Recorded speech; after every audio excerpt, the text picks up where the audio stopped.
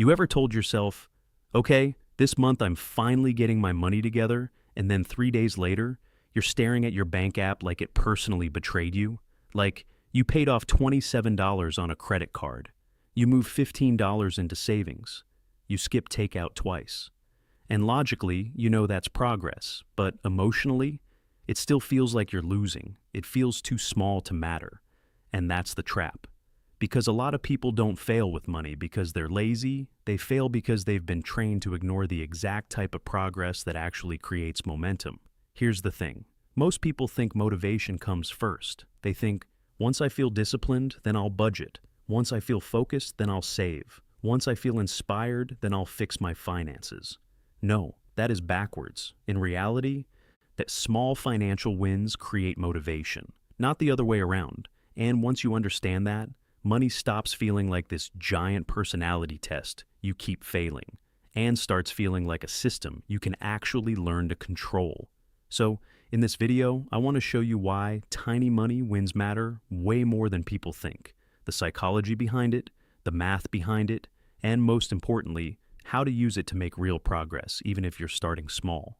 Look, one of the worst financial assumptions out there is this idea that small amounts of money are meaningless. You hear it all the time.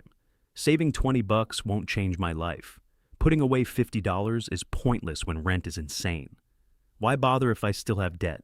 And I get it, I really do. If your financial problems are big, a small move can feel insulting. Like you're trying to stop a flood with a paper towel. But here's the part. Most people often miss. Small wins don't matter because they solve everything immediately. They matter because they change what you do next. That is the whole game. A small win isn't powerful because of its size. It's powerful because of the signal it sends to your brain. I'm not just a person who worries about money. I'm a person who can move money on purpose. That shift is enormous. There's a reason research on motivation keeps coming back to progress. In work and achievement settings, making progress in meaningful work has been shown to be one of the strongest drivers of positive emotion and motivation. That idea is often called the progress principle. When people can see forward movement, even small movement, motivation rises. And the same logic shows up in money. If your budget feels like punishment, you quit. If your debt payoff feels invisible, you quit.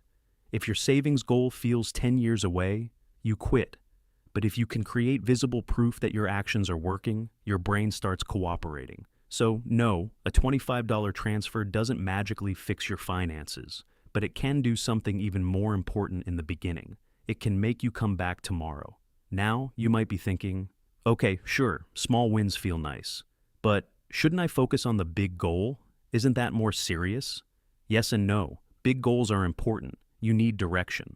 But big goals are terrible daily motivators if they're too far away. Think about it like driving at night. Your headlights only show you maybe a couple of 100 feet ahead, but that's enough to get you all the way home. Yeah, money works like that. You do not need to emotionally feel all the way to fully debt-free, 6-month emergency fund, or retirement is handled. You need enough visible progress to keep moving this week. There's also a psychological effect here that's fascinating. In reward programs and goal pursuit, researchers have found that people tend to put in more effort as they get closer to a goal. That's called the goal gradient effect. In one real-world coffee reward study, customers bought coffee more frequently the closer they got to the free reward. Now, obviously your emergency fund is not a coffee punch card, but the human brain kind of acts like it is. When a goal feels abstract, motivation is weak. When a goal feels close, motivation increases. That means if you want better financial behavior, you have to stop making your goals feel like giant foggy mountains and start making them feel winnable. So instead of, I need $10,000 saved, try, I'm building my first $100 buffer, then my first $250, then my first $500. This is where it gets really interesting. The size of the first goal can matter more than people think, because your first goal is not just about money. It's about identity. It answers the question, can I trust myself to follow through? And once the answer becomes yes, everything changes. Let's talk numbers because this is not just mindset fluff. Say you save $25 a week.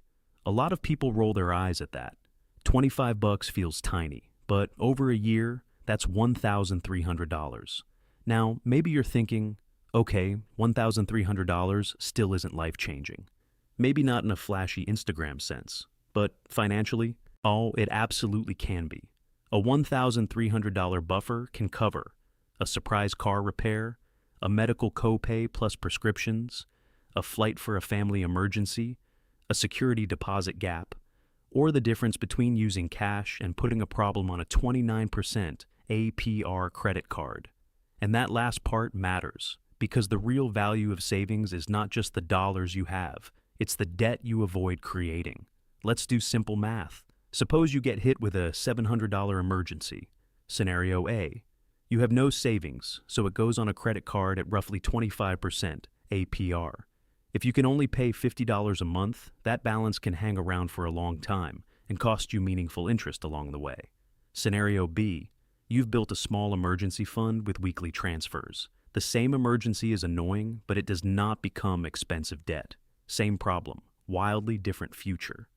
That's why official consumer guidance keeps emphasizing that even a small emergency fund helps you recover from shocks faster and makes it less likely you'll need to rely on credit or loans. And here's another small number example people dismiss too quickly. The CFPB has pointed out that even 75 cents a day adds up to $100 in fewer than 6 months. Again, is $100 enough for every emergency? No. But is it enough to interrupt the cycle of every surprise becomes debt? Very often, yes. So when people say small money moves don't count, what they really mean is they're only measuring the final number. They're not measuring the habit being built, the stress being reduced, the debt being prevented, or the confidence being created. And those are massive. Let me say something that might sound a little harsh. A lot of personal finance advice fails because it talks to people like they're spreadsheets. Just be disciplined. Just stop spending. Just budget better. Cool, super helpful. Except humans are not robots. We are emotional, inconsistent, reward-seeking creatures, trying to make good decisions while tired, stressed, distracted, and sometimes embarrassed. That means financial behavior is not just math, it's behavior under emotion. And one thing research keeps showing is that behavior improves when people have both knowledge and a system that helps them act. For example, research on emergency savings has found that subjective financial knowledge, confidence, and especially savings, account ownership are stronger predictors of having money set aside than raw financial knowledge alone.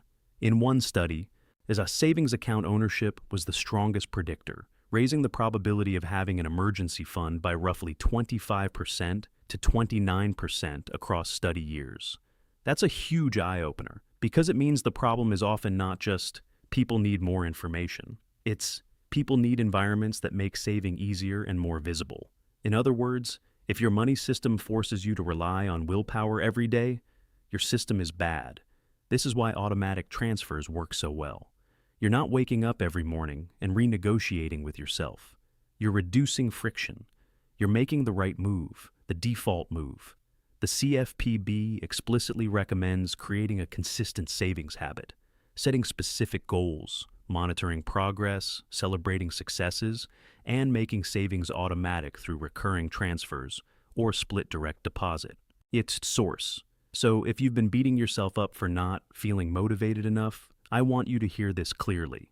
Motivation is often the result of structure, not magic, not personality, not being born disciplined, structure.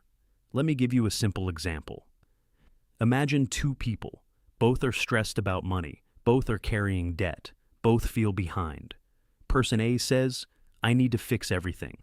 So they make an extreme budget, cut out everything fun, try to save $1,000 immediately, and swear they'll never spend impulsively again. It lasts 9 days. Then real life happens. A friend wants dinner, a bill hits early, they get tired, they overspend once and decide they blew it, so they stop. Person B does something less dramatic. They open a separate savings account. They automate $15 every Friday. They round down their checking account once a week and move the extra. They track one number. How close am I to my first $100? Not sexy, not viral, not impressive at parties.